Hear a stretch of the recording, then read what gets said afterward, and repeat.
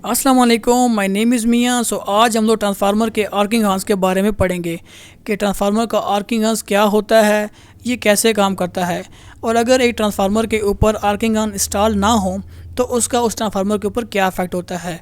और आखिर में हम ये देखेंगे कि आर्किंग हॉर्न्स के दरमियान जो स्टैंडर्ड स्पार्क गैप का डिस्टेंस है वो कितना होता है। चलिए वीडियो को स्टार्ट करते हैं।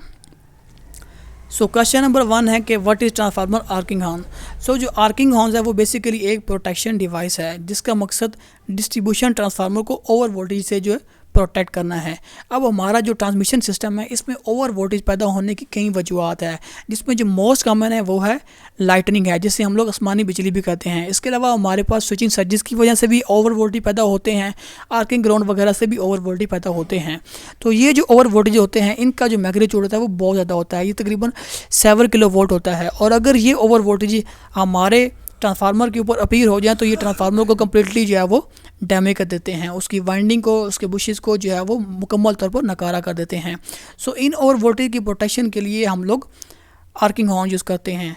एक दफ़ा फिर दोबारा बता दूं कि आर्किंग हॉर्न क्या होता है। ये बेसिकली एक प्रोटेक्शन डिवाइस है जिसका मकसद डिस्ट्रीब्यूशन ट्रांसफार्मर को ओवर वोल्टेज से जो है वो प्रोटेक्ट करना है।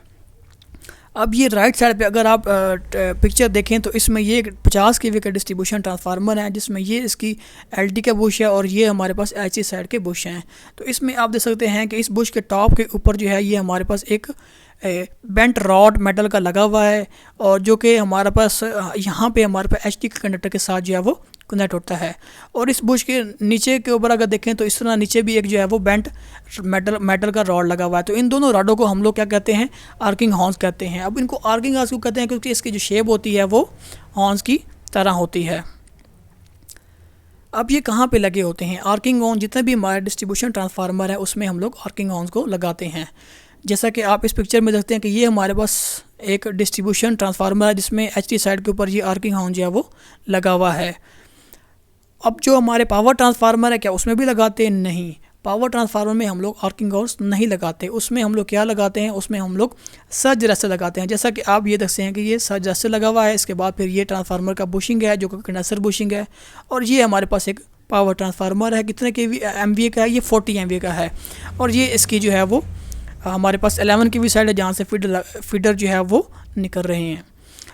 आर्किंग हॉर्न बेसिकली हमारे जो हैं वो डिस्ट्रीब्यूशन ट्रांसफार्मर पे लगते हैं, जबकि जो पावर ट्रांसफार्मर उसके ऊपर हम लोग क्या यूज़ करते हैं, वो सर्ज रेस्टर यूज़ करते हैं, जिसका मकसद ओवर वोल्टेज की जितनी भी सर्जिस हैं उसको जो है वो ग्राउंड करना, ट्रांसफार्मर के अंदर इंटर होने से रोकना।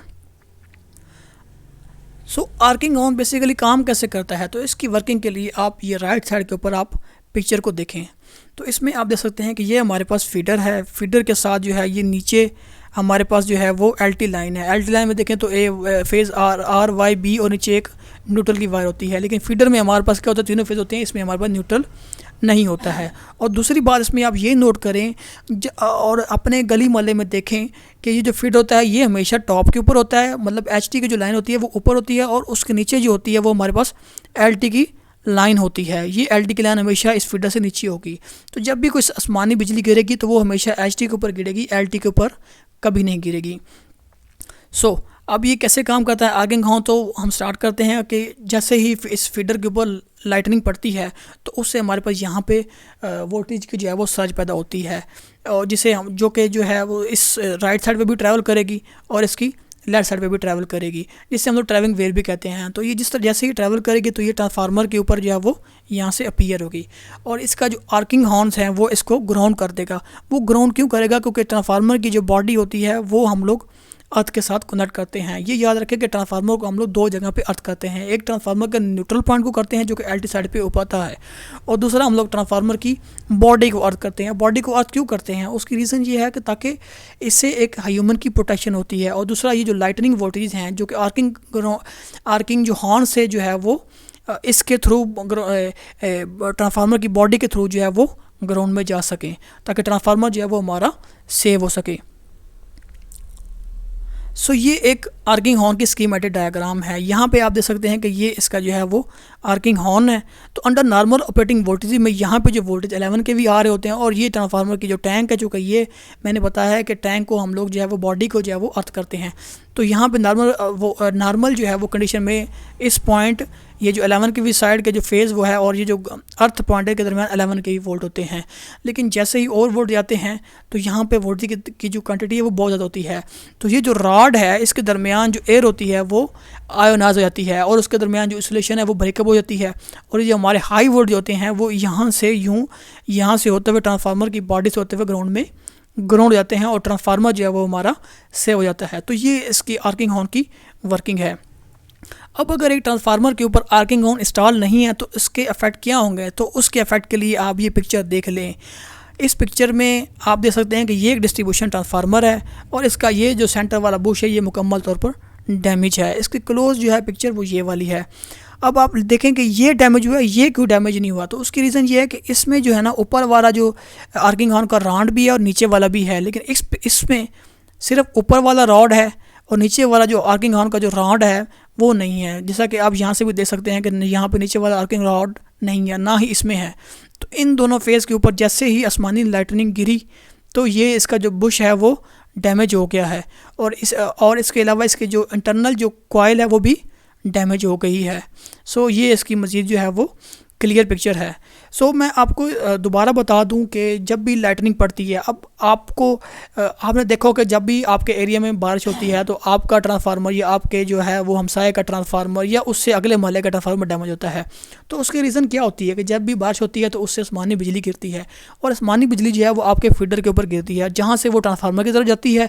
और जिन ट्रांसफार्मर के ऊपर आर्किंग हॉर्न्स नहीं होते हैं वो उनके बुश और उनकी जो कॉइल होती है वो डैमेज हो जाती है। तो इसलिए हमें आर्किंग हॉर्न जो है वो लाजमी लगाना चाहिए। सो क्वेश्चन नंबर 4 ये है कि जो स्टैंडर्ड स्पार्क गैप का जो डिस्टेंस है आर्किंग हॉर्न के दरमियान वो कितना होना चाहिए। सो ये जैसा कि ये ट्रांसफार्मर की स्कीमेटिक डायग्राम है, तो ये जो डिस्टेंस है ये इसके दरमियान कितना होना चाहिए। क्या हम इसे बिल्कुल क्रीज कर दें या बिल्कुल जो है वो दूर कर दें, तो इसका ये एक स्टैंडर्ड है। वो स्टैंडर्ड ये है वो डिपेंड करता है वोल्टेज के ऊपर। अगर 10 kV के वोल्टेज हैं तो उसके दरमियान जो विड्थ होती है वो 70 mm आपने रखनी है। इसी तरीके से ये कंप्लीट इसका जो है वो टेबल है। लास्ट में अगर 220 kV वोल्टेज हैं तो उसका दरमियान जो डिस्टेंस है वो 1450 mm रखना है। सो ये था आर्किंग हॉर्न्स के हवाले से। सो अगर आपको मेरी ये वीडियो पसंद आई हो तो मेरी वीडियो को लाइक करें, मेरे चैनल को सब्सक्राइब करें और कमेंट सेक्शन में अगर कोई आपकी राय है तो वो कमेंट करें। Thank you, see you in next video.